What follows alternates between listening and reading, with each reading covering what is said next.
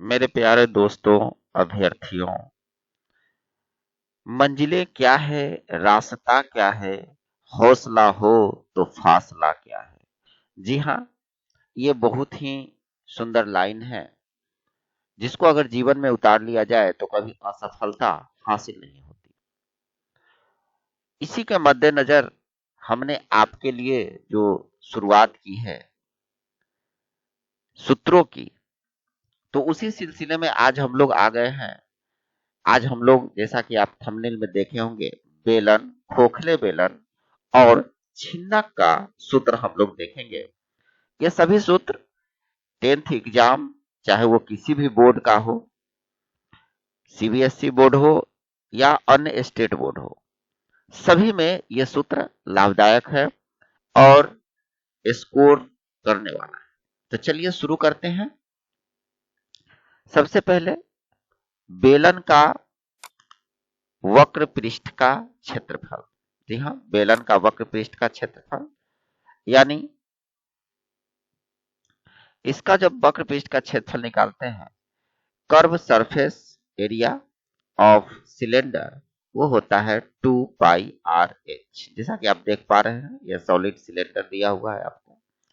तो इसका जो वक्र पृष्ठ का क्षेत्रफल होता है, कर्व सरफेस एरिया इसको बोलते हैं, curve surface area of cylinder 2 pi R H. बेलन का कुल पृष्ठीय क्षेत्रफल यानी total surface area of cylinder होता है 2 pi R into R plus H. बेलन का वॉल्यूम का जो आयतन है, वॉल्यूम जो होता है यानी आयतन, बेलन का आयतन, जिसको हम वॉल्यूम ऑफ सिलेंडर कहते हैं, वो होता है पाई आर स्क्वायर एच। बेलन के दोनों सतहों का क्षेत्रफल, दोनों सतहों का क्षेत्रफल जब निकालेंगे, यानी ऊपर वाला का और नीचे वाले का, दोनों सतह जो होते हैं ये होते हैं 2 पाई आर स्क्वायर। बेलन के आधार की परिधि 2 पाई आर होता है, क्योंकि बेलन का आधार एक वृत्त होता है और वृत्त की परिधि होता है 2 पाई आर। इसी तरह बेलन के आधार का क्षेत्रफल पाई आर स्क्वायर होता है, क्योंकि बेलन का आधार क्या होता है, वृत्ताकार होता है, और वृत्त का क्षेत्रफल हम लोग पहले पढ़ चुके हैं, पाई आर स्क्वायर।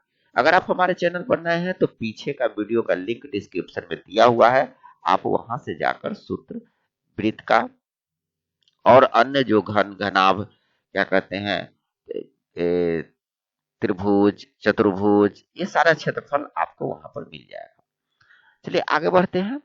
खोखले बेलन का वक्र पृष्ठ का क्षेत्रफल 2 pi H into capital R plus small R. अब यहाँ पर खोखले बेलन जो होते हैं, जो हॉलो सिलेंडर कहते हैं इसको, हॉलो सिलेंडर यानी curve area of, curve surface area of hollow cylinder, ये होता है 2 pi R into capital R plus small R. अब यहाँ पर देख पा रहे हैं, पहले इसको समझ लें कैपिटल आर और स्मॉल आर को। तो यहाँ पर देखिए, ये खोखला बेलन है यानी हॉलो सिलेंडर है। इसमें ये जो यहाँ पर जो पॉइंट देख रहे हैं, यहाँ से ये जो दूरी होती है, इसको हम कहते हैं बाहरी त्रिज्या। और ये जो यहाँ से यहाँ तक की जो दूरी होती है, ये छोटा वाला जो दूरी है यहाँ पर, ये होता है भीतरी त्रिज्या यानी इंटरनल रेडियस और एक्सटर्नल रेडियस, ये दोनों यहाँ पे है। तो इसको जब समझ लेंगे तो फिर सूत्र आसानी से समझ लेंगे। तो खोखले बेलन का वक्र पृष्ठ का क्षेत्रफल हो गया 2 pi H R plus capital R plus small R. जहां लिखा हुआ है आपको, कैपिटल आर क्या है, एक्सटर्नल रेडियस है, और आर क्या है, स्मॉल आर इंटरनल रेडियस है, यानी बाहरी त्रिज्या और भीतरी त्रिज्या। आगे बढ़ते हैं। खोखले बेलन का संपूर्ण पृष्ठ का जो क्षेत्रफल होता है वो होता है 2 pi H into capital R plus small R, यानी वक्र पृष्ठ का क्षेत्रफल जो है, और उसमें ऐड कर दीजिए 2 pi capital R square minus small R square. खोखले बेलन का आयतन यानी वॉल्यूम ऑफ हॉलो सिलेंडर, ये होता है pi H into capital R square minus small R square.